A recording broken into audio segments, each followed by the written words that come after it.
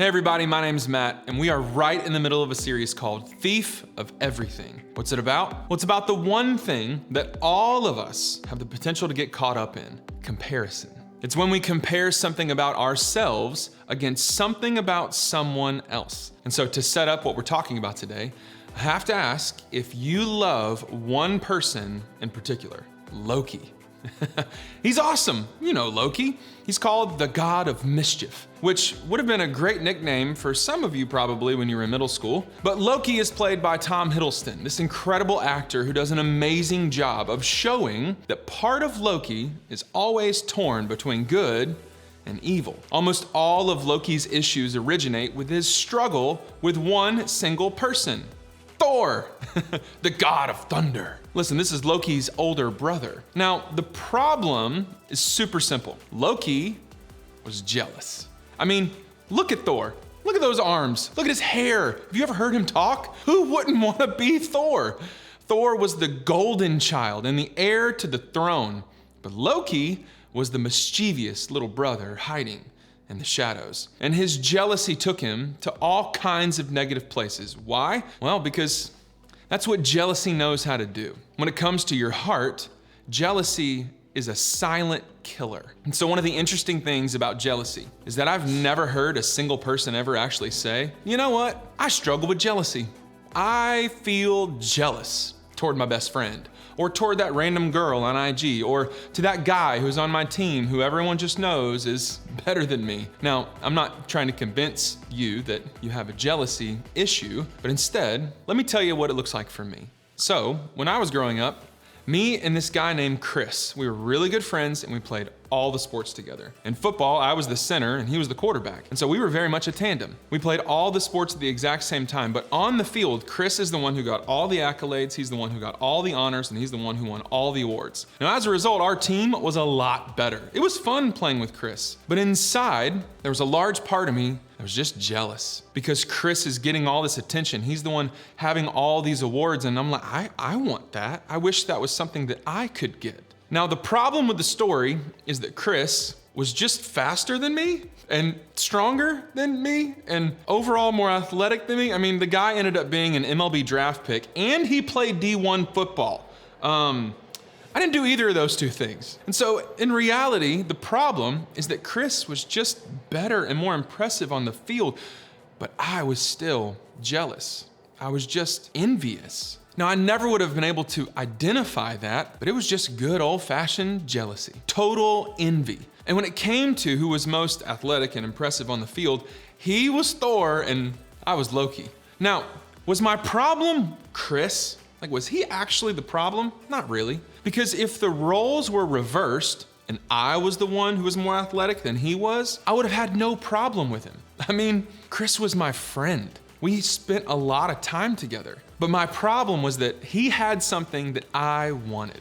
And in this case, it was being faster, being stronger, and just being more athletic, period. You know what? Scratch that. The real problem in the story was my heart. All of a sudden, I was completely frustrated at a guy who did nothing wrong to me. He had no ill intention toward me and had no clue that I was so jealous toward him. Maybe you've been there. Maybe for you, it was that moment when you saw their post and they looked so incredible, or you realized that they were outshining you on the field or the court or the stage or in the classroom or with your instrument. I mean, the list goes on and on and on. Maybe you saw their new car and you just wanted something so much better than the thing that you think you can maybe drive safely. Maybe you hung out at their house and their family just seemed so perfect. Maybe you found out that they got accepted into the college that you really wanted to attend. Again, if the roles were reversed and everything that they had or everything that happened to them happened to you, you'd be totally fine with them, I would imagine. But they have what you want, and so you're not fine with them, not even a little bit. Let's take it one step further. I mean, we'd never admit this, but we'd actually find some sort of pleasure sometimes in seeing that person fail or struggle. I mean, they have no clue that we'd enjoy seeing them slip up or fall below us or look worse than us or perform worse than us, but there's a little part inside of us that probably would. Like if she broke out in acne or if he had a terrible game, secretly inside, something of our heart would celebrate. And that is awful. I mean, talk about the thief of everything. So I need you to relax. I need you to realize this is all of us. We've all been there. I've been there. You've been there. The person next to you, they've been there. This struggle for us, it starts at birth and it ends at death. Babies deal with this. Toddlers deal with this. And you know what? Grandparents, they deal with this too. The problems with jealousy are endless, but I'm gonna highlight one for us today. What jealousy does is it steals your ability to live your own life. When you're jealous of someone else, you get so focused on them. And whenever you do that, you quit appreciating and enjoying and seeing and experiencing and embracing any part of your own life. I don't know one person who's hyper-focused on someone else's life who is happy about their own. Because jealousy, it just consumes you and it makes you so super competitive with people that you have no business competing with. It becomes exhausting. We need to figure out a way to stop living out someone else's life and start living the one that God has given us. People have been dealing with jealousy forever. The authors of the Bible share story after story of people whose lives were affected by it. And one of those people was a guy named David. Now, at first, he was an unknown shepherd who rose then eventually into prominence, unexpected prominence, and became one of the most famous kings of all time. But in between his time as a shepherd and as a king, David worked for another king named Saul. Now, Saul was tall and strong and powerful. He was an incredible warrior. He was a respected king, and the people loved Saul. He had it all. And after David, who you may have heard, killed an enemy giant named Goliath, Saul obviously promoted David. I mean, any king on earth would have been thrilled to have a guy like David in their army. And so check out what the writer named Samuel said about David in the Old Testament. He said, whatever mission Saul sent him on, David was so successful that Saul gave him a high rank in the army. And this pleased all the troops and Saul's officers as well. I mean, this is awesome, right? David's crushing it and everyone's happy. Well, until they weren't, because this is what it says next. When the men were returning home after David had killed the Philistine, the women came out from all the towns of Israel to meet King Saul with singing and dancing, with joyful songs and with timbrels and lyres.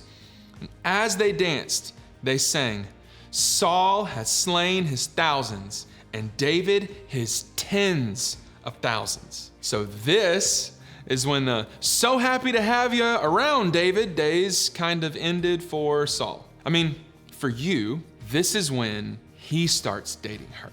This is when she gets offered the scholarship. This is when he looks perfect, or she's announced as the valedictorian. See, you get it. The list goes on for days. And Samuel writes that this made Saul angry, which again, in our hearts, we can get that. I mean, who loves the song where the other person wins and has more and gets more and it outshines you? This is then what Samuel writes. It says, and from that time on, Saul kept a close eye on David. You catch that? He kept a close eye on David. He got consumed with someone else's life and the wheels fell off. Saul's life from this moment forward would spiral out of control. He quit living and he lost perspective on all of the great things that he had already had. Why? Because like we already said, that's what jealousy does. It gets you all wrapped up in someone else. And what is it that you miss? Well, for starters, you miss all the good things that God has already blessed you with. Believe it or not, you do have some really good things happening around you right now. You just haven't learned to recognize those things because you've been so consumed with what someone else has. Now, you may not have as much stuff as you want, but you still have a lot. You may not have as many friends as someone else, but you still have friends. You may not be as talented as someone else, but you're still so very talented. You can look at other people and what they have, or you can learn to appreciate what you have. King Saul had so much going for him. He had so many things to be grateful for. In fact, David, he would have done nothing but celebrate Saul and help his kingdom grow and thrive. But Saul became so consumed with jealousy toward David that he lost perspective on the blessings in his own life. It was the thief of everything. In another place in the Bible called Proverbs, the writer explained jealousy this way. He said, "A heart at peace gives life to the body, but envy rots the bones." Jealousy, it rots us from the core. See, that's what happened to Saul. It ate up everything in his life, and it was the thief of everything. But David, he kept his heart at peace, and it gave him life. See, while jealousy breaks down, peace builds up. David kept his eyes on the good that was promised to him, and that helped him stay strong. And the same can be true for us. When we keep our eyes focused on what we have, we'll find more peace. When we stop focusing on what others have, we'll be better able to enjoy the good in our life and in theirs. Think of it this way: celebrating is better than comparing. It's such a better way to live. It's more peaceful and more joyful and more life-giving. In fact, celebration is so powerful that it's the one thing that can kill jealousy. But how do we choose to celebrate instead of compare? Well, let's start by doing two things. The first thing, start with you. Think about what you do have that's worth celebrating, whether it's a friendship, something about your family, a good grade, a beautiful day, or just the fact that God loves you. There is something that you have that is worth celebrating. Big or small, start breaking free from jealousy by celebrating the good things in your own life. And second, celebrate someone else. I want you to try to find a way to celebrate a person that you're jealous of. It's not gonna be easy, but remember, celebration will help you move toward peace, and peace brings life to the body. If all you can do is pray for them, that works too. Prayer is a great thing to practice every single day. It helps us get to a place where we can start celebrating and appreciating someone else. Here's a simple way for you to think about it. These 3 cups right here are gonna represent different ways that you can celebrate and be grateful. And the first cup is you. You can think of things to celebrate and be grateful for in your own life. For example, I love my church. And I love the forest around my house. Brings me a lot of peace. And I love the Atlanta Braves. That's right. Let's go Braves.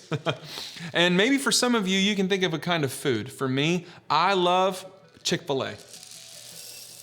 Super easy things to be grateful for. You get the idea. Get creative, stretch your brain, think outside the box, and come up with stuff that you're grateful for. Now, the second bucket is the people that you're grateful for. For instance, I'm grateful for my wife, and I'm grateful for my best friends. Y'all, I have 5 little kids. I'm grateful for all 5 of my kids. I'm grateful for my parents, my leaders, your grandparents. You get the idea. This is good. This is good. We're being grateful. We're celebrating. Now, it's time for the most difficult bucket. See, this one is the people that you want to see differently. Who can you be grateful for and celebrate that maybe are the people that you end up being jealous about? You start to look at them and you see, okay, her Instagram posts, they really are great.